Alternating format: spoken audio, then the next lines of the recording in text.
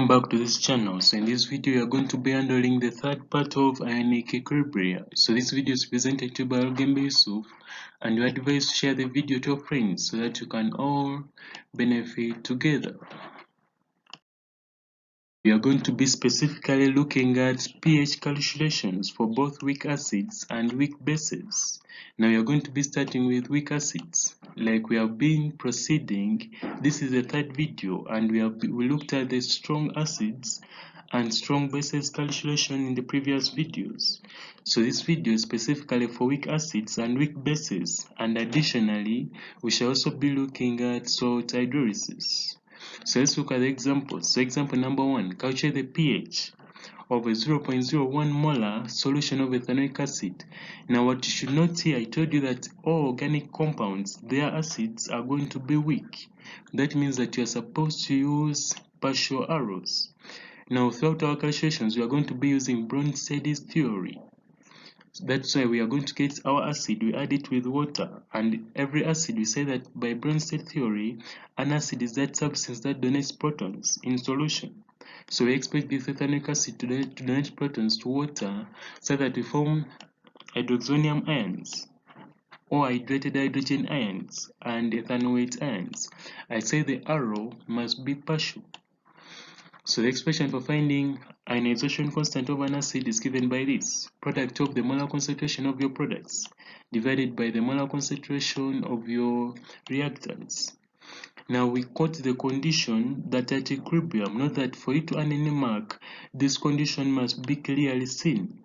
That at equilibrium, the concentrations of the products must be equal. That means that concentration of ethanoate ions must be equal to concentration of hydroxonium ions. And molar concentration of our acid was given as 0.01 molar.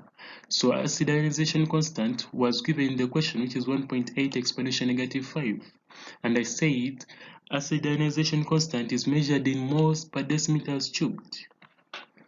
And this you have hydroxonium ion concentration squared divided by concentration of our acid. Then substituting or rearranging so that you make hydroxonium ion the subject, you have root of Ka multiplied by the concentration of our acid, and Ka was given in the question as 1.8 exponential negative 5. Now concentration of the acid is 0.01, and then summing up everything, you're going to get 4.24 exponential negative 4 molar. Now we are saying that pH of any solution is good by negative logarithm to base 10 of the hydrogen ion concentration in moles per liter of a solution, and it is represented by that formula.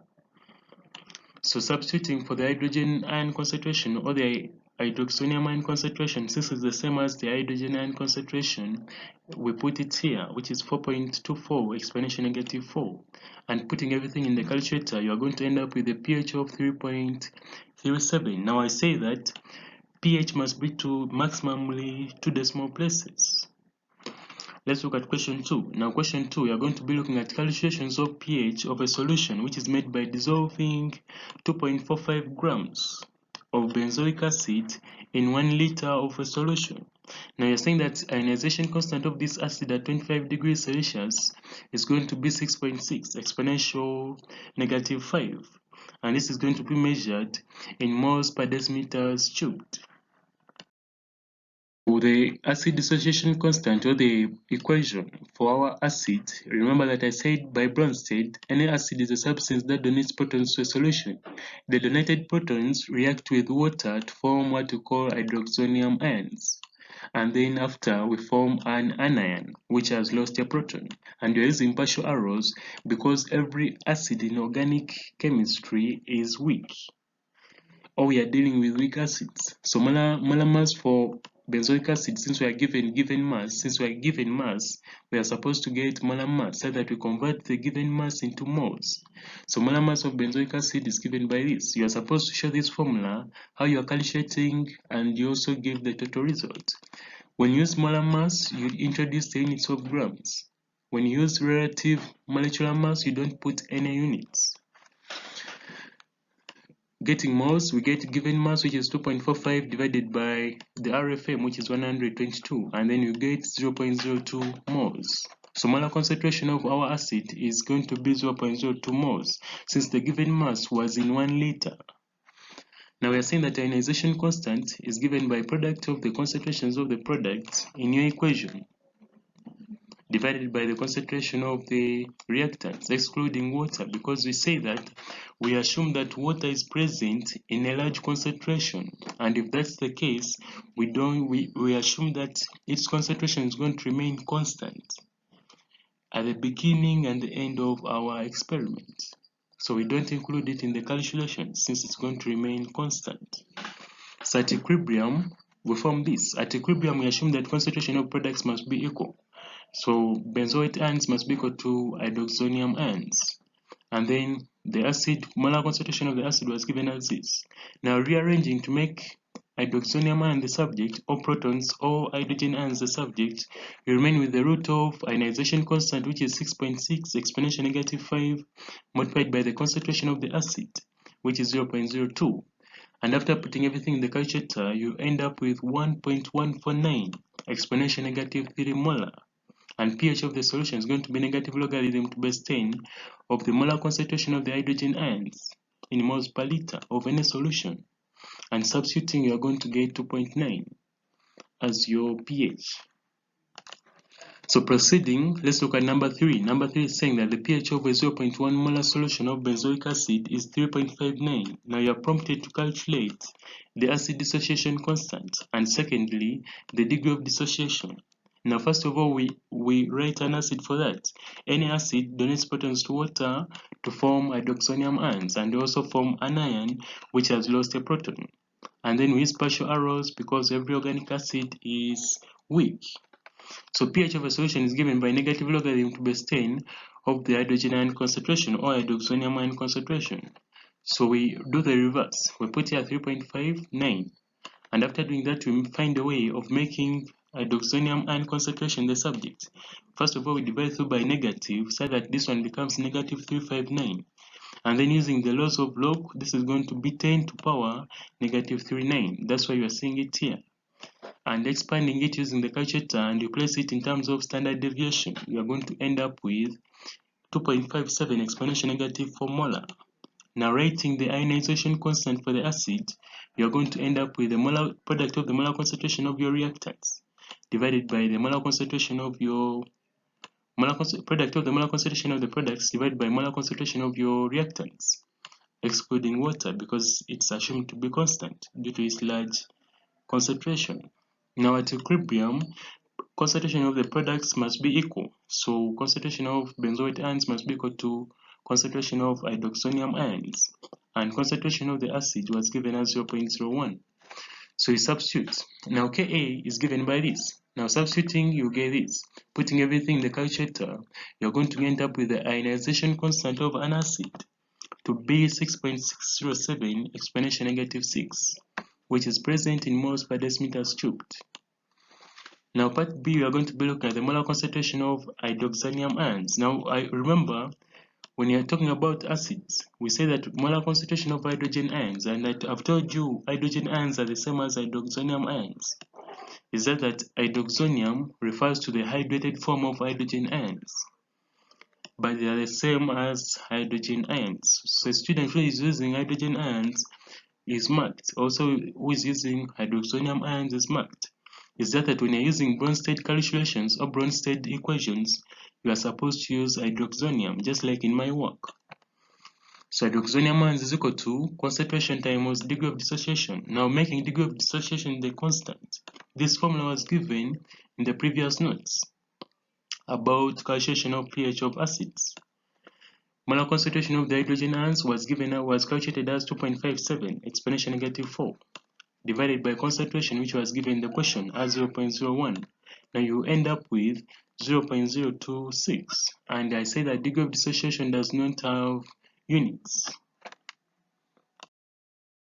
Question, we are saying that propanoic acid undergoes dissociation according to the following equation. So it dissociates in solution to form this. Now this equation is according to Arrhenius. For Bronsted, we would have added here water so that this proton gets hydrated in form of hydroxonium ions. But here we didn't because it wasn't necessary, or the question presented it like that.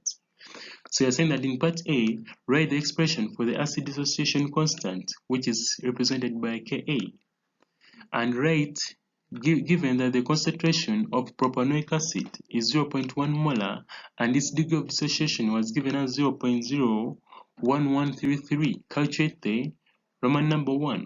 We calculate for the pH of propanoic acid, and Roman number 2, we calculate for the acid dissociation constant, which is Ka. Now the expression for Ka, writing the expression for Ka, product of the molar concentration of our products divided by the molar concentration of our reactant. Now since they are requiring us to calculate for the pH, we need concentration of hydrogen ions, and we have a formula for that. Concentration of hydrogen ions or hydroxonium ions is given by concentration times degree of dissociation. Now since concentration was given and also degree of dissociation was given, it was easy to get molar concentration of hydrogen ions. So you get 0.1 multiplied by 0.01133, and then you are going to end up with 1.133 exponential negative 3. Now pH is equal to negative logarithm to base 10 of the hydrogen ion concentration in moles per liter of any solution. So substituting for that, it gives us 2.95 as your pH, and hence Roman number 1 has been answered. So looking at Roman number 2, we are saying that at equilibrium, we assume that the concentration of the products must be equal. So concentration of propanoid ions must be equal to concentration of hydrogen ions. And therefore, but our concentration of the acid was given as 0.1. Therefore, our acid expression, since these hydrogen ions are the same as this one, everything becomes squared since concentrations are the same. We just pick concentration of hydrogen ions and we square it. Then substituting for the concentration of hydrogen ions, which is 1.133 exponential negative 3 squared divided by 0.1, you're going to end up with your Ka as 1.28 exponential negative 5. Now I remind you this, Ka is always in moles per decimeters cubed. Always remember that. Ionization constant is measured in moles per decimeters cubed. Now going to number 5, we are saying that calculate the pH of a solution which is containing 1 mole of methanoic acid present in 10 liters of water, and they have given you the negative logarithm of the ionization constant to be 3.7875. Now ethanoic acid, according to the equation, we shall set the solution from here. Ethanoic acid, any acid in the solution according to Bronsted, donates protons in the solution, which come and react with water to form our hydroxonium ions, and we also form an ion which has lost a proton. We use partial arrows because every organic acid is weak. It was contained in 10 liters. We are going to say that 10 liters are the same as 10,000 centimeters cubed, and they are the ones that contained 1 mole of methanoic acid. Then what about 1,000? Because we want to convert that 1 mole, we want to put it in concentration, and concentration is always in 1,000 centimeters cubed. So if we put it in 1,000, it's going to be 1,000 times 1 divided by 10,000 moles of methanoic acid, and you're going to end up with 0.1 molar. Now they gave us pKa, which is the same as negative logarithm to base 10 of ionization constant of an acid. Now pKa was given as 3.75, so we are going to do the reverse so that you can get Ka. And doing the reverse, we divide through by negative first of all, and this one becomes negative 375. And then using the laws of log, this is going to be 10 to power this, which is 10 to power negative 375. Then putting everything in the calculator, you're going to end up with 1.78 exponential negative 4 moles per decimeters cubed. Now write the expression for ionization constant of the acid, which is product of the molar concentration of your products divided by the molar concentration of your reactant. And we call the condition that at equilibrium, molar concentration of the products is always equal, and the molar concentration of the acid has been calculated as 0.1. So that means that your expression will turn to this, because molar concentration of the products is equal, molar concentration of hydrogen ions is going to become squared, since concentration of the products is equal. But it's after making this assumption, you have to say that at equilibrium. Without that, you don't qualify to be marked. Now trying to make hydrogen ions the subject, or hydroxonium ions the subject, we shall have Ka multiplied by molar concentration of methanoic acid. Putting root on both sides, you remain with concentration of hydroxonium ions, which are the same as molar concentration of hydrogen ions. And you are going to end up with 4.217 exponential negative 3 molar. Now we're saying that pH of any solution is the negative logarithm to percent of the hydrogen ion concentration. And I said hydrogen ions are the same as hydroxonium.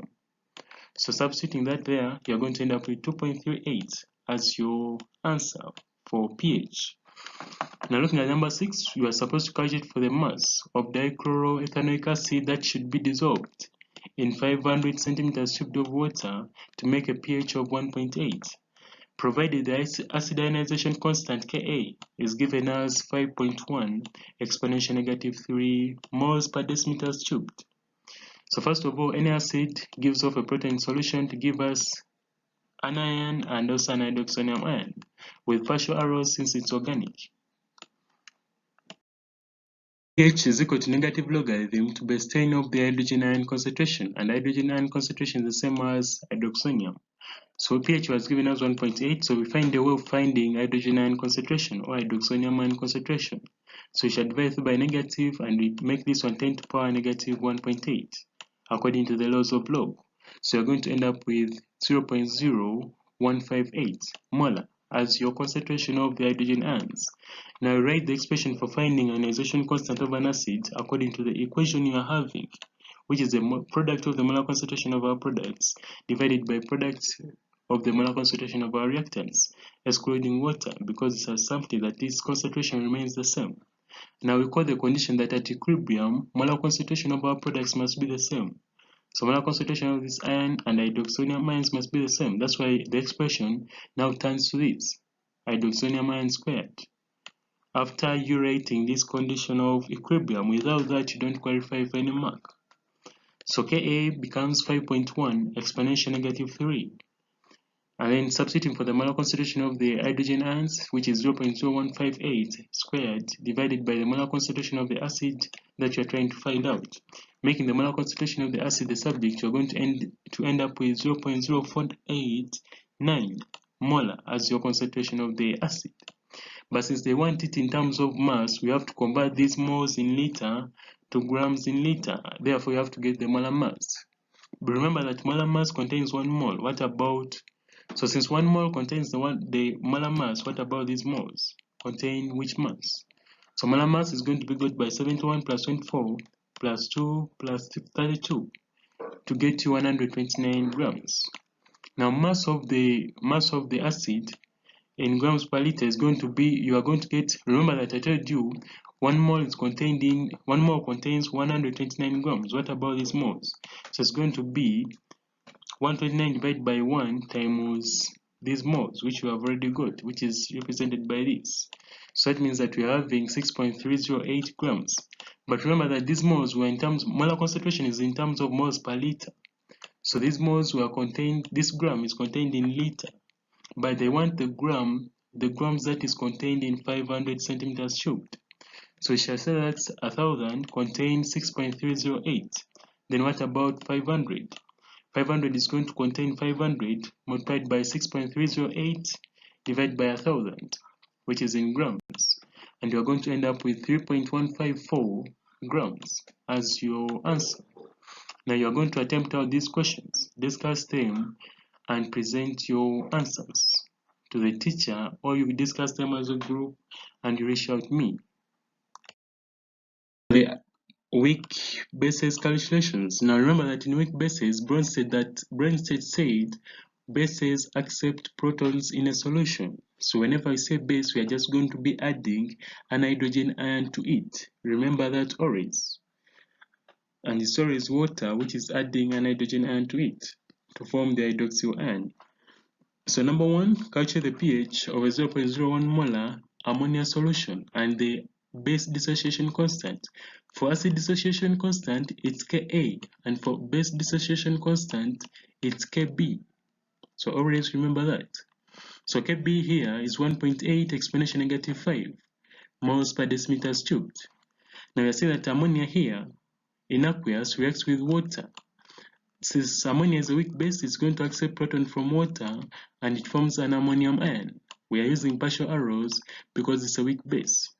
And then also water, after donating an hydrogen ion, becomes hydroxyl ions in aqueous.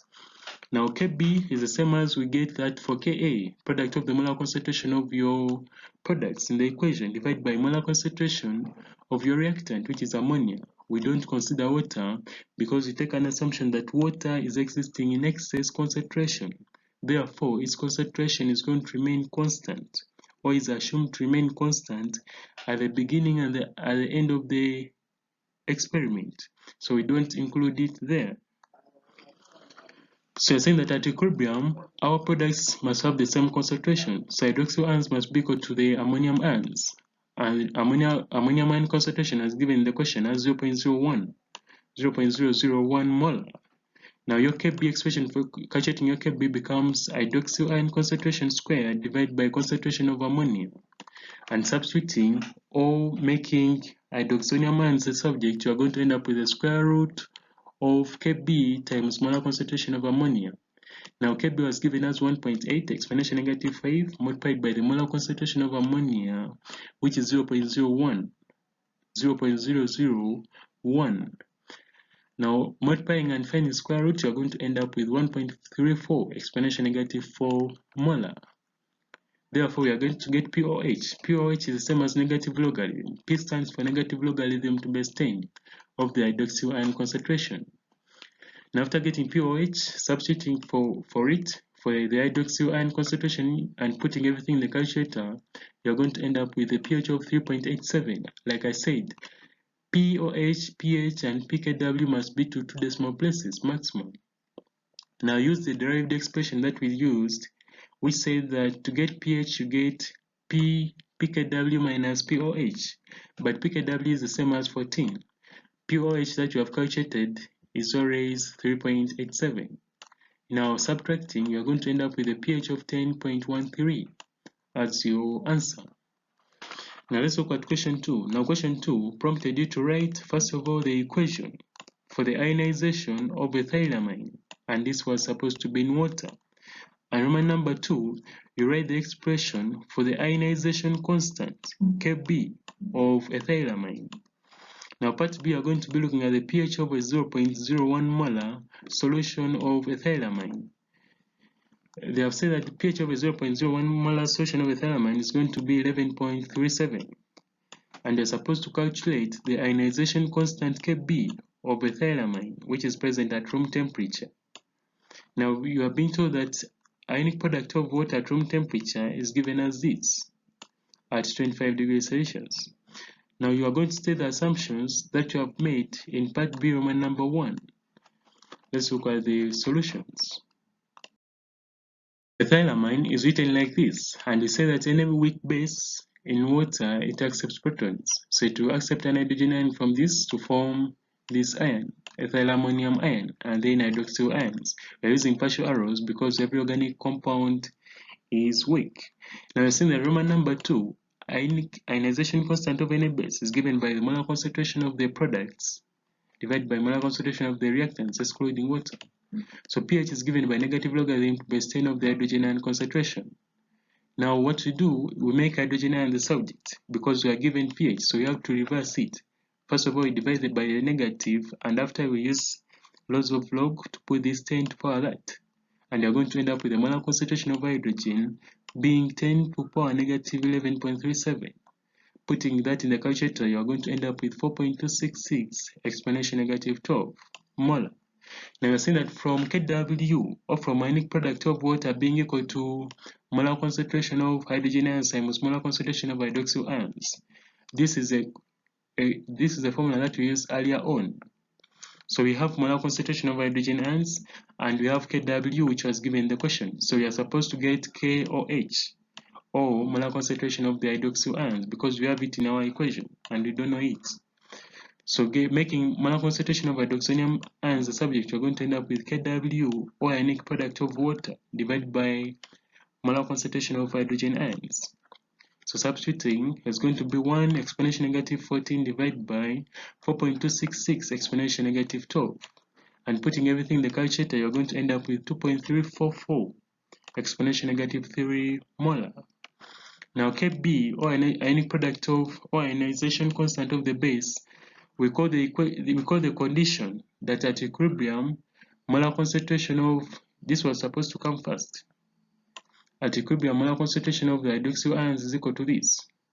After that, you deduce this formula, showing that therefore the molar concentration of hydroxyl ions becomes squared, since its concentration is the same as ethylammonium ion concentration, divided by the concentration of our reactant, which is ethylamine. So substituting 2.344 exponential negative 3, which is going to be squared, divided by 0.01, you're going to end up with 5.49 exponential negative 4, and I say that the ionization constant of any acid or any base or of water, the SI units are always going to be moles per decimeters cubed. Therefore, we take an assumption that molar concentration of this approximates to this, like we used them in the calculation. Now let's look at another question. Another question, you are given pH of a solution of dimethylamine to be of a concentration of 0.01 mole per decimeter to be 7.64 at room temperature. Now you are being told to calculate the base dissociation constant, which is denoted by Kb for dimethylamine. Now you are given an end product of water to be 1.0 exponential negative 14 moles squared per decimeter per negative 6. Now let's look at that, how that happens. Now first of all, this is dimethylamine. In water, weak bases accept protons. Water becomes hydroxyl, we add a proton here, which is going to be plus because nitrogen has excess bonds. This is all aqueous because it's self-solution, except water which is existing as liquid. We are using partial arrows because we are dealing with weak bases. I'm saying that pH is given by negative logarithm base 10 of the hydrogen ion concentration. So we are supposed to reverse this to get the hydrogen ion concentration. Remember that we are dealing with bases, so we want OH. We find off getting OH first of all, and we can get from the ionic product of water. But we first need to get concentration of hydrogen ions. So divide through by negative, use laws of log to take 10 to the power that, and then you end up with the answer of 2.291 exponential negative 8 molar. Using the formula of ionic product of water, which was already given, hydrogen ions times hydroxyl ion concentration. We make hydroxyl ion concentration the subject, and you're going to end up with 1 exponential negative 14 divided by 2.291 exponential negative 8. So you end up with 4.365 exponential negative 7 molar. Now you're seeing that the ionization constant of any base is given by the product of the molar concentration of the reactants divided by molar concentrations of your products, excluding water. So now we say that at equilibrium, the concentration of our products must be the same. So we equate them.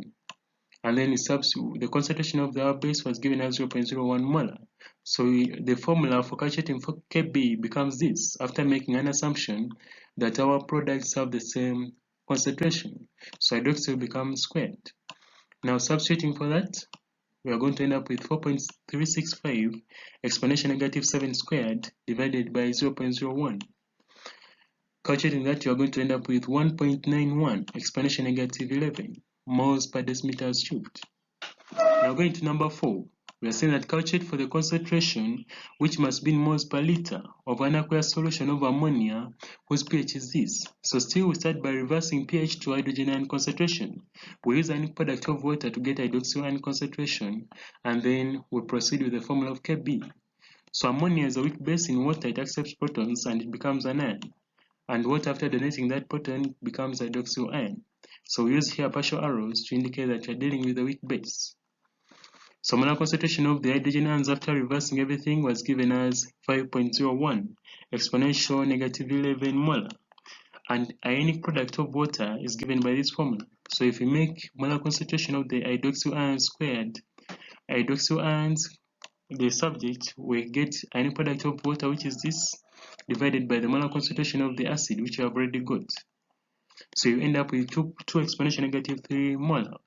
So Kb is given by product of the molar concentration of our products divided by the molar concentration of our reactants, excluding water, because water exists in excess. So we don't expect its concentration to be altered. Thus we quote a condition that at equilibrium, molar concentration of our products must be the same. That means that our formula is going to change to Kb being equal to hydroxyl ion squared, because molar concentration of our products is the same. So it's like hydroxide multiplied by hydroxide to get hydroxide ion squared divided by the molar concentration of ammonia. So you end up with 1.74 exponential negative 5 being equal to 2 exponential negative 3 squared divided by the molar concentration of ammonia. Now you make the molar concentration of ammonia the subject, and you end up with 0.2299 molar as your final answer. Question 5, but let's be quick here. So 0.02 molar methylamine solution is 4% ionized. I told you anything given in percentage is always degree of dissociation at room temperature, which is always 25 degrees Celsius. Now part A, write an equation for the ionization constant of methylamine in water. Now since methylamine is a weak base, we expect water to donate a proton to it, and water will turn to hydroxyl. So the hydrogen ion, the equation for that is going to be this. After water donating a proton becomes the hydroxyl ion, and after methylamine gaining a proton, it gains that. So we get an increase in hydrogen atoms on the nitrogen atom. That's why it becomes positively charged. Here you get aqueous and aqueous because everything is in solution, and we use partial arrows since we are dealing with a base. Now Roman number 2, we are supposed to write an expression for the base dissociation constant of methylamine, which is equal to the product of your molar concentration of your products divided by molar concentrations of your reactants, excluding water which is existing in excess. Now part B, we are supposed to calculate for the pH of the methylamine provided with any product of water at room temperature to be 1.0 exponential negative 14. So here we are going to say that molar concentration of hydroxyl ions is equal to concentration times degree of dissociation. I told you that this formula applies for hydroxonium ions, hydroxyl ions, and hydrogen ions. You can always use concentration multiplied by degree of dissociation, but concentration was given as 0.02, and then degree of dissociation is the same as 4%, which is 4 divided by 100. So molar concentration of hydroxyl ions is going to be 8 exponential negative 14 molar. But now from the ionic product of water, we can say that molar concentration of hydrogen ions is equal to times molar concentration of hydroxyl ions will give you ionic product of water. Now we make molar concentration of hydrogen ions the subject, since we are calculating for pH. And therefore, if we do that, we shall have 1 exponential negative 14 divided by 4, 8 exponential negative 4. Putting everything in your calculator, you are going to end up with 1.25 exponential negative 11 molar. Now pH is given by negative logarithm to base 10 of the hydrogen ion concentration in solution, which is present in moles per liter. Now substituting for that, for the hydrogen ion concentration, you end up with a pH which is being required to be 10.9. Now Roman number 2 is requiring to calculate for the base dissociation constant Kb of methylamine. But before calculating, we first need to make assumptions. We make assumptions that at equilibrium, we expect our products to have the same concentration. So hydroxyl ion concentration must be equal to methylammonium ion concentration. And the concentration of our acid of methylamine was approximated to 0.02 molar in the question. So Kb expression for calculating Kb turns to this. And after substituting, we get this. Putting everything in the calculator, you're going to end up with 3.2 exponential negative 5. 3.2 exponential negative 5 moles per decimeters cubed. This calculate for the pH of a solution, which is made by dissolving 7.2 grams of aminobenzene in 500 centimeters cubed of a solution. Now Kb was given as 3.5 exponential negative 10 moles per decimeters cubed. Just like we say that any base in water accepts a proton. So water donates a proton to this and we form the ion. And water now becomes hydroxyl ions. In aqueous, we use partial arrows. Now we get molar mass of our compound, and it's going to be 93 grams. Now you're going to say that here, the moles of our amine, or aminobenzene or aniline in 500 centimeters cubed of water are going to be, we are going to get 7.2 divided by the molar mass so that you can get the moles, which is going to be 0.077 for moles. Now you're saying that 500 centimeters cubed of a solution is the one that contains these moles, but you want molar concentration, so what about 1000? So substituting and doing everything by first principles, you're going to end up with 0.1548 molar as the concentration of our aniline. Now you're saying that concentration of our aniline is therefore equal to that. So expression for calculating for Kb, we are calculating for pH of a solution, but we are dealing with a base. That means that we first have to get molar concentration of hydroxyl ions. So writing the expression for that, we are supposed to say that at equilibrium, molar concentration of our products must be equal, so that our expression turns to this, where the hydroxyl ion is going to be squared.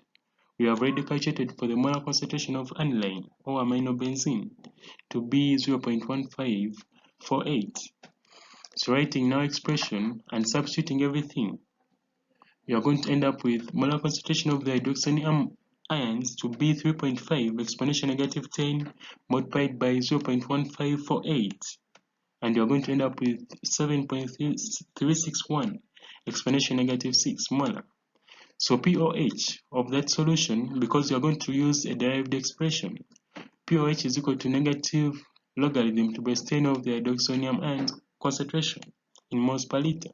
So substituting it, you are going to get your pOH as 5.13. Now from the derived expression, it says that to get pH of any solution, we get pH to be equal to 14 minus pOH, which is going to be 14 minus 5.13, which we earlier got as our pOH, and we are going to end up with your pH of the solution to be 8.87 without units, because we don't give any units to pH. Now looking at number 7, we are saying that here, determine the mass of aminobenzene that should be dissolved in 1 liter of water to form a solution whose pH is going to be 8.3. Now we are given pH. That means that we are dealing with reversing to get molar concentration of the hydrogen ions. And then we use Kw to determine molar concentration of hydroxyl ions. And then we use this one to find what we are calculating for, or to find the molar concentration of aminobenzene. We find molar mass of aminobenzene and we convert it to mass. Now in reacting with water, water is going to donate a proton, we form our aminobenzene ion, and then we form hydroxyl ion.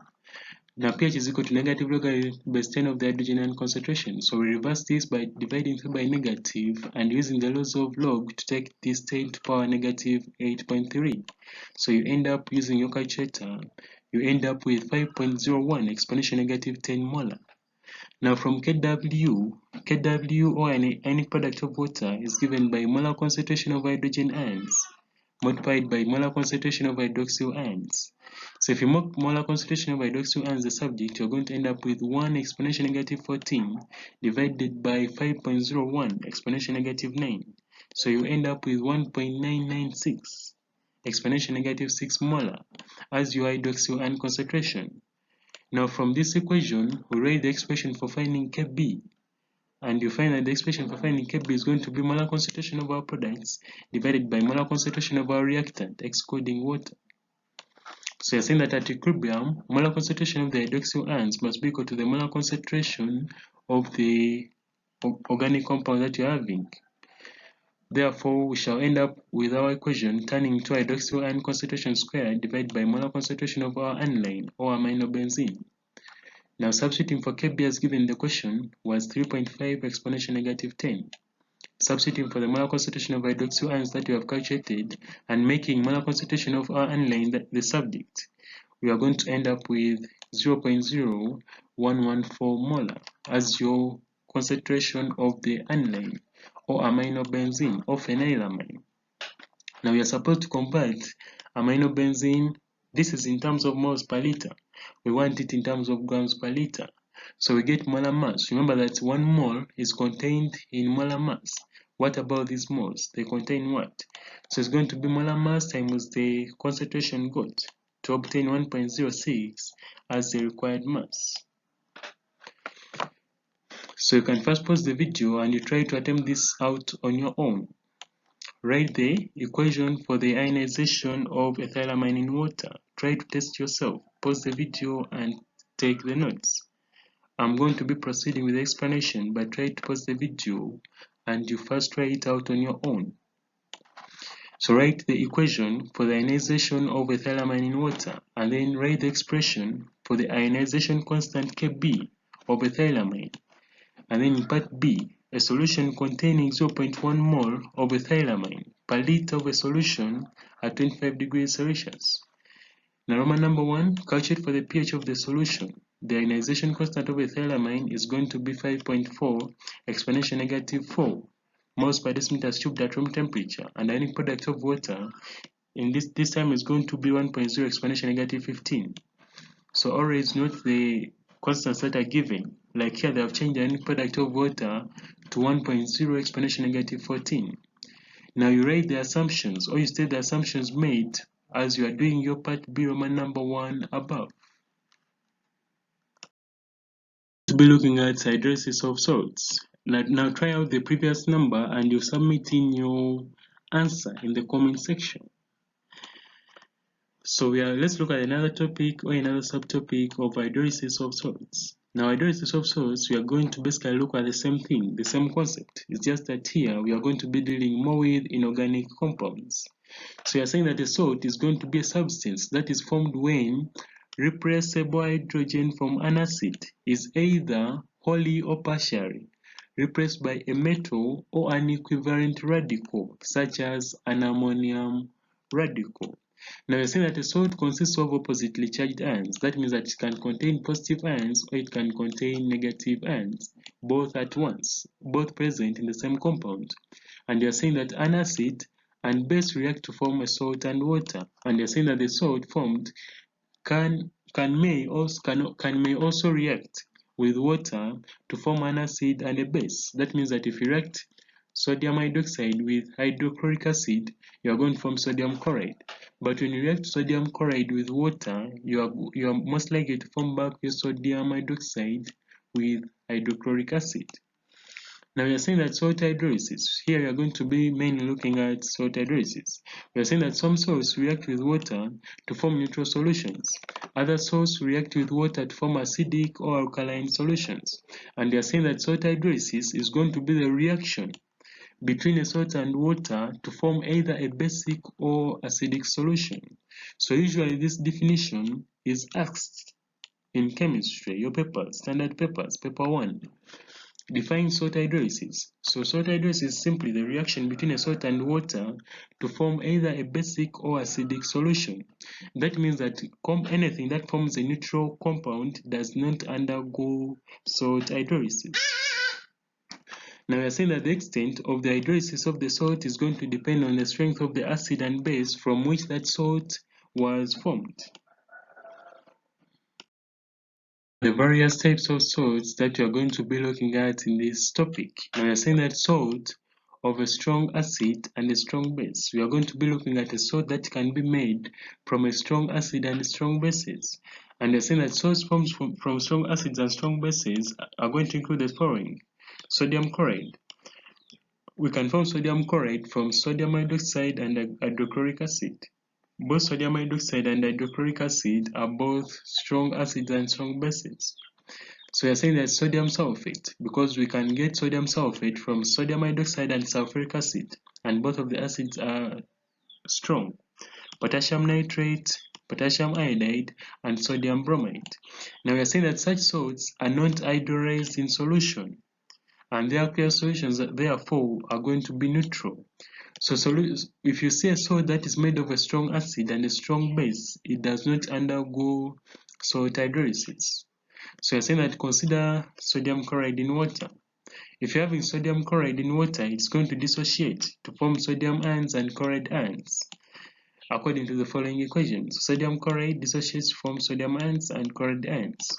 Now we are saying that here, in the solution, therefore, there are sodium ions and chloride ions from sodium chloride. And we are saying that then hydroxyl ions and hydrogen ions that are present in water, because water is present in that solution. Any solution is made by water.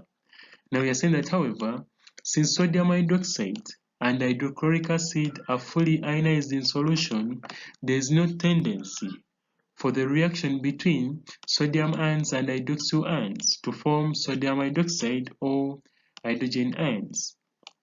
or hydrogen ions and chloride ions to form hydrochloric acid. Now the meaning here is that these sodium ions and chloride ions formed, sodium ions could have reacted with hydroxyl ions that are present in the solution, but still it's going to form sodium hydroxide, and still, according to organic chemistry, we told you that sodium hydroxide is a strong base. It will free ionize to form back the sodium ions and hydroxyl ions. So that means that in solution, these ions exist independently and they do not undergo any salt hydrolysis. So we are saying that the concentration, therefore, of hydrogen ions and hydroxyl ions are going to remain the same in pure water, maintaining the pH of such a solution neutral. So the takeaway here is that any salts made of a strong acid and strong bases do not undergo salt hydrolysis. And if they don't undergo salt hydrolysis, that means that our reactions or such solutions that they exist in are going to be neutral. Reason they do not undergo salt hydrolysis. B, we are going to be proceeding with salts of strong acids and weak bases. Now here, we can give examples of ammonium chloride. If you look at ammonium chloride, the weak base in which it is formed is going to be ammonia, and the strong acid in which it is formed is going to be HCl. We can look at ammonium sulfate. Weak base is ammonia, strong acid is HCl. And then if you look at benzyl ammonium chloride, you're going to have weak base being ethylamine or aminobenzene, and strong acid being HCl. This compound, weak thing is going to be that, and strong acid is going to be this. Now such acids or such salts made from strong acids and weak bases, they undergo what we call cationic hydrolysis. And when they undergo cationic hydrolysis, we form what we call acidic solutions. Now what you should know here is that any positively charged compound is going to donate a proton. That's what we call hydrolysis. Donates a proton to water, and then we form acidic solutions, or donates protons in solution. So if you're having ammonium ion reacting with water, it's going to donate proton and it forms back ammonium with hydroxonium ions. Same thing here, it forms ammonium with hydroxonium ions. They all donate a proton to water so that they can form acidic solutions in nature. Now we are saying that here, aluminium salts, chromium 3 salts, and iron 3 salts, together with copper 2 salts and zinc salts, also are salts of strong acids undergo cationic hydrolysis. And let's look at the examples under that. The cations in each of the salts above have small ionic radius. So these are the properties in which each of the cations must have for it to qualify to undergo salt hydrolysis as concerned with inorganic chemistry. So they are catalyzed with small ionic radius of their ions. They have high charge densities still of their ions, and they also have high polarizing power. Now you're saying that they therefore undergo cationic hydrolysis to produce hydrogen ions responsible to make their solutions acidic in nature. Now we're saying that aluminium exists as this form in hydrated format, chromium exists in this form in hydrated format. Same applies to iron. Now the three of these ones have the same equations, and also the two of these ones have the same equations. So they undergo cationic hydrolysis to form the hydroxide. The hydroxide of aluminium is a white precipitate, the hydroxide of chromium is a green precipitate, and the hydroxide of iron is a reddish brown precipitate. And then they give off protons in solution which react with water to form hydroxonium ions responsible for making their resultant solution acidic. And same applies to zinc and copper.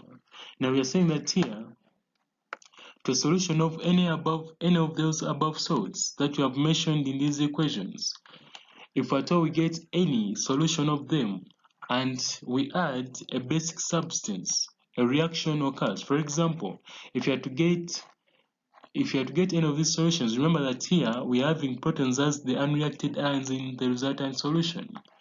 So if you get the solution and we add on sodium carbonate or anything containing a carbonate, we shall form carbon dioxide. And that will be as a result of adding any salt that is containing carbonates or hydrogen carbonates. So observation in that case will be effervescence of a colorless gas. And then the gas that will be formed is going to be carbon dioxide gas. Now if you add the salt containing sulfides or sulfates, this was supposed to be sulfates or sulfides, you are going to be forming a colorless gas still, which is going to be that of sulfur dioxide gas. And you are going to be looking at the equations on how each of them comes about. Now if you are going to form hydrogen sulfide, if you're adding sulfides, and you're going to form hydrogen gas if you're adding a magnesium metal. You can also look at salts of a weak acid and a strong base. Now here we are saying that examples are going to include the following. We are going to have sodium methanoate, which is represented by this. We are going to have potassium ethanoate, which is represented by this. And you are going to have sodium sulfide. You are going to look at potassium cyanide. We are going to have potassium sulfide. For anything, for as long as it's made by weak acid, remember that acids are the ones that constitute the anions, and the bases, they are going to give us the cations. So once you see a cation from a strong base and an anion from a weak acid, then such compounds are proposed to undergo anionic hydrolysis. Now you are supposed to remember that under anionic hydrolysis, we shall be accepting a proton from water to form a compound to form our acid bag and also the hydroxyl ions, just like we are going to be looking at the examples. So here is a table to summarize what you're going to be looking at. Now we are saying that here, to a solution of any of the above salts, if added to a solution of a cation that forms an insoluble hydroxide, the hydroxide is going to be precipitated. And they're saying that similarly, if the solution of the salts are warmed with an ammonium salt, ammonia gas is always going to be evolved, and this is commonly evident in practicals. The prediction and explanation of pH of a salt solution that is involved in hydrolysis basing on the composition of a salt. Let's look at the strong examples, about 6 of them, well explained. Now, first of all, the first scenario, we are saying that in an aqueous solution of potassium nitrate, if you look at potassium nitrate, it's made of potassium hydroxide and nitric acid, and both of them are strong acids and strong bases. And we say that such compounds do not undergo hydrolysis in the introduction. So we're saying that an aqueous solution of potassium nitrate is neutral to form to the litmus, whereas an aqueous solution of potassium nitrate turns red litmus paper blue. If you look at potassium nitrate, potassium is from a strong base, but nitrate is from a weak acid. So here you're going to be saying that potassium nitrate is a salt made from a strong acid, and potassium nitrate is a salt made from strong acid and a strong base, and therefore it does not undergo hydrolysis. That's the reason you're supposed to give, and you get your full mark. And you're saying that whereas potassium nitrate is a salt which is made of a weak acid and a strong base.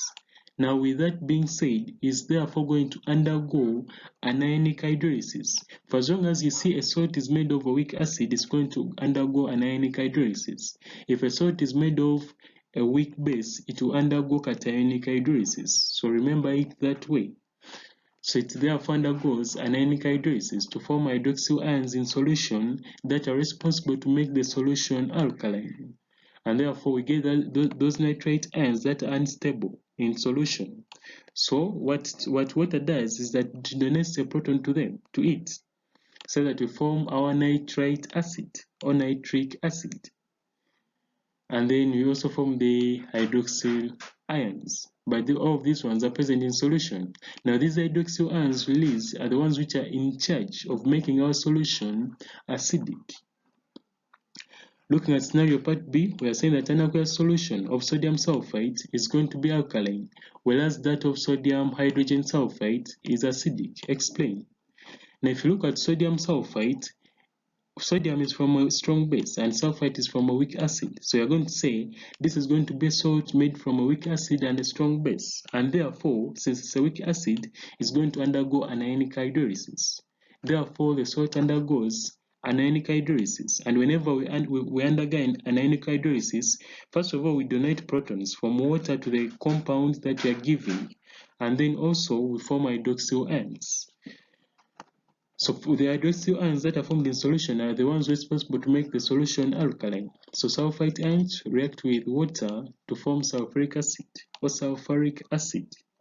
And hydroxyl ions. These hydroxyl ions formed are the ones responsible to make the resultant solution alkaline. But note that here in salt hydrolysis, we are going to be strictly using partial arrows. Now we are saying that here, sodium hydrogen sulfite is a salt which is made from a weak acid and a strong base. It therefore undergoes an ionic hydrolysis to form hydroxide ions. Hydrogen sulfide reacts with water, forming hydroxide ions in solution, but it's also forming sulfurous acid. Now we are saying that, however, the hydrogen sulfide ion formed, hydrogen sulfide is a strong acid which dissociates to form hydrogen ions, and then it's more than hydrolyzed, forming an acidic solution. So the hydrogen sulfide does not only react with water under an ionic hydrolysis, but it's also a strong acid. So it fully ionizes in solution. That's why you're using a full arrow to form sulfite ions and also hydrogen ions. The hydrogen ions that are released in solution are more than the concentration of the hydroxyl ions that are produced in an ionic hydrolysis. Therefore, since the hydrogen ion concentration is greater, it's going to make the resultant solution acidic. Now looking at part C, we are saying that ammonium nitrate solution gives effervescence with magnesium ribbon, whereas sodium benzoate solution gives a green precipitate that is going to dissolve in excess with aqueous chromium 3 sulfate solution. Now here we are saying that ammonium nitrate is a salt which is made from a weak base and a strong acid. Now since we are forming it from a weak base, that means that we are undergoing cationic hydrolysis. Cationic hydrolysis to form hydrogen ions, because whenever you are undergoing cationic hydrolysis, always the cation releases protons. The anions accept protons. So remember that. So we are having our ammonium cation, which is going to release protons to water, and it's going to form hydroxonium ions according to Prince state. We are using partial arrows because we are dealing with salt hydrolysis. So we also form our ammonium aqueous solution. So these hydrogen ions released are the ones that make the solution acidic. However, the hydrogen ions that are released react with magnesium metal that is being placed into the solution. And with that, they are going to be forming hydrogen gas according to the following equation. So magnesium as a solid reacts with hydroxonium ions to form magnesium ions in solution, with hydrogen gas being evolved as the colorless gas. So you'll be seeing effervescence of a colorless gas, and then water. Now we are saying that here, sodium benzoate is a salt which is made from a weak acid and a strong base. Therefore, now since it's made of a weak acid, it's going to undergo an ionic hydrolysis. And whenever it undergoes an ionic hydrolysis, it will be forming hydroxyl ions. So write up benzoate ion reacting with water to form benzoic acid and then hydroxyl ions. The hydroxyl ions released in solution are the ones that are going to come and react with the chromium 3 ions that we are adding from chromium 3 sulfate solution. So the hydroxyl ions that are formed from an ionic hydrolysis react with the chromium 3 ions that are from the chromium 3 sulfate solution that we added. And in that case, they react to form an hydroxide of chromium, which is insoluble. So that's why we are saying that forming insoluble chromium 3 hydroxide, which is a green precipitate. So here we have chromium 3 ions reacting with hydroxyl ions to form our green precipitate of chromium hydroxide. But however, chromium hydroxide is amphoteric. Therefore, in excess, it reacts with excess hydroxide ions from an ionic hydrolysis of our chromium ion to form what we call the complex of tetrahydroxychromate 3 ions. So chromium 3 hydroxide reacts with the excess hydroxyl ions from the anionic hydrolysis to form a complex of tetrahydroxychromate 3 ions. Now note that here, you may be required to write one equation for the reaction leading to the formation of the hydrogen together or with the precipitation of hydroxide. And this can be done by adding up the two equations to get the general equation as shown below. So you add the two equations that you're having, and you have ammonium reacting with magnesium to get magnesium ions, hydrogen gas, and ammonia. Now here, note that the equation above is good by eliminating hydrogen ions in both of the equations. And this is done by multiplying the first equation by 2, just like we did in redox reactions. So in redox reactions, you add the two equations by eliminating electrons. Here you are going to be adding the two electrons by eliminating hydrogen ions. And you are going to end up with your general equation being this. Now the above equation is obtained by multiplying the first equation by 3 to eliminate the hydroxyl ions.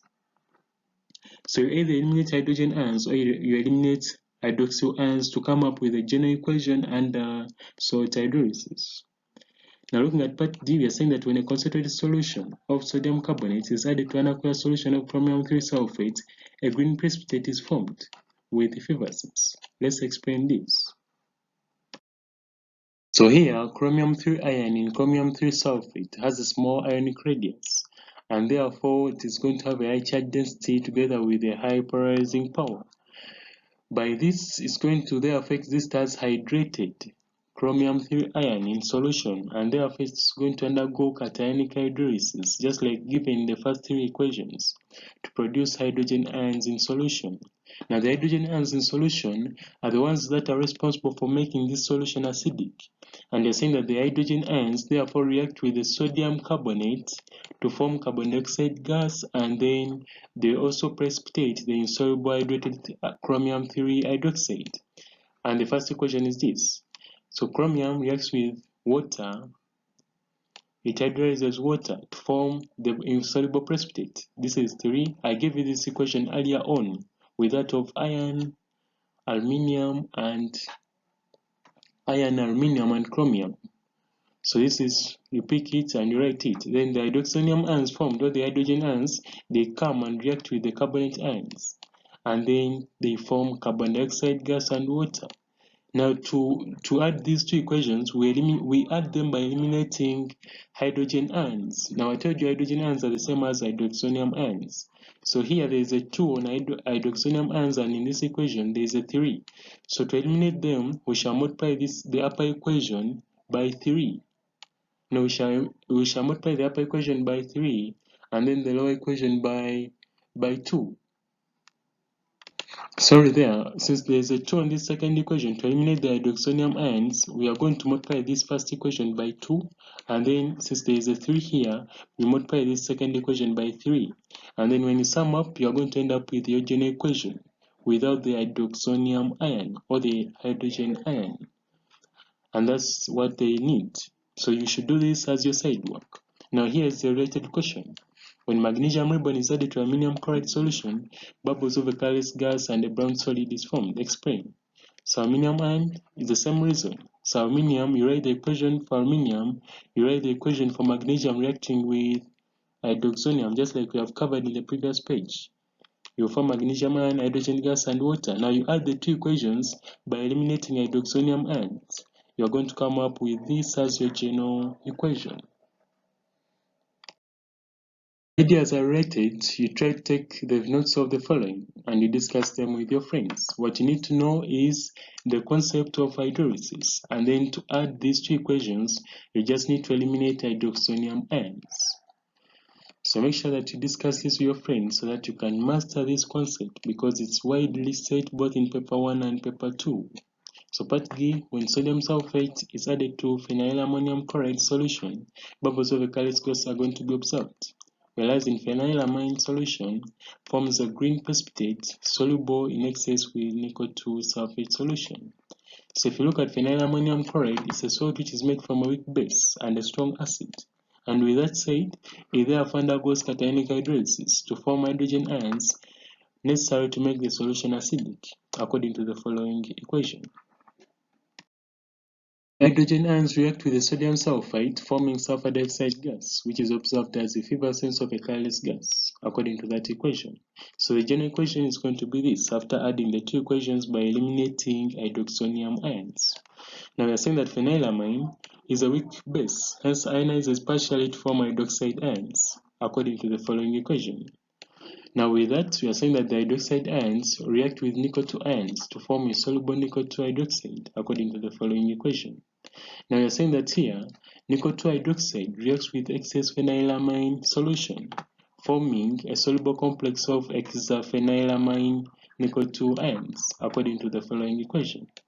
So you're given here sample questions for you to try out and then present them to the teacher or to your friend. First discuss them with your friends and you present them to me for marking, or anyone or any chemistry teacher you are most accessible to. So you pause the video and you write down the following questions.